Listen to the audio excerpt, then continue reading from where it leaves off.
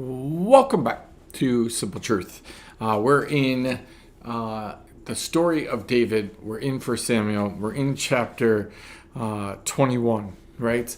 And we were talking about last year, or last week, or last year probably too, but last time, are you running away with a purpose, right? Are you running away to something? Are you running to something? And so we're in chapter 21. We're at the end of it, right?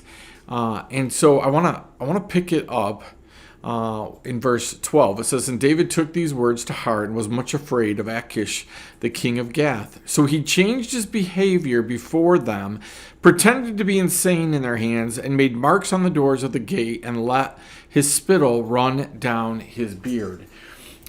This whole idea of changing our behavior. Sometimes we hear, like David did, what people really think of us, right? They think about our accomplishments, or they think about our failures, right? And we change our behavior based on that. I can remember I was at a church once, and we were having a Christian musician come in and sing. And we were super excited about this. The church had never done anything like this, and it was a big deal.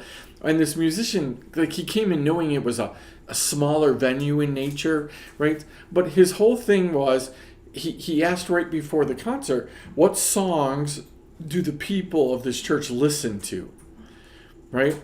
And he wanted to change what he was going to do, his song list and everything, according to what songs did people like. What were they listening to?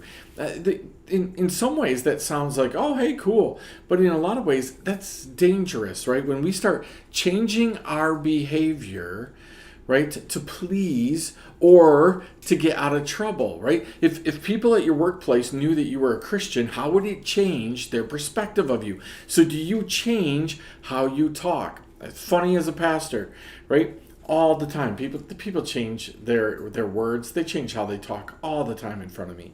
If they don't know you're a pastor, they're just talking this way and they're talking away, using whatever language they want to. And then the second they hear you're a pastor, they stop. Pastors do that on the flip side. They'll talk one way amongst each other, and then once they get in front of people, they talk a different way. Right? We change our behavior based on our perception of what's going on. David got scared. Why? Because the people, the Philistines, they knew the songs that were being sung of David. So they were afraid of what was going to happen.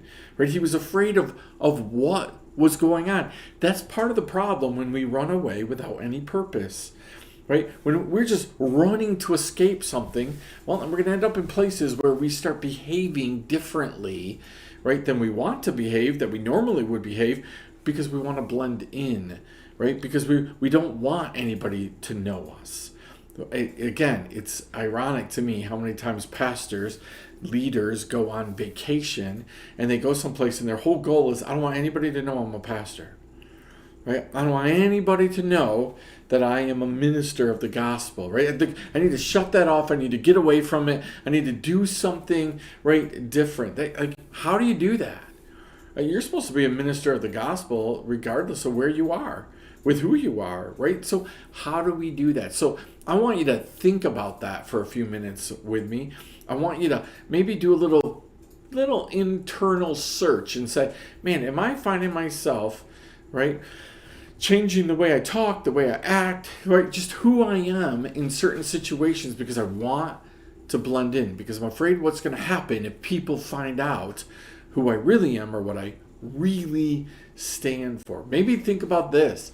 How differently would your daily work experience be if people really knew what you believed? Or maybe it's you don't really believe what you believe. Maybe the people at church would be the ones that you've changed your talk for. Maybe the ones at church are the ones that you've changed your actions for. Maybe when you go to small group and you talk about things, that's not your norm. That's not how you normally talk. Lots for you to think about. We'll see you next time right here. Simple Truth.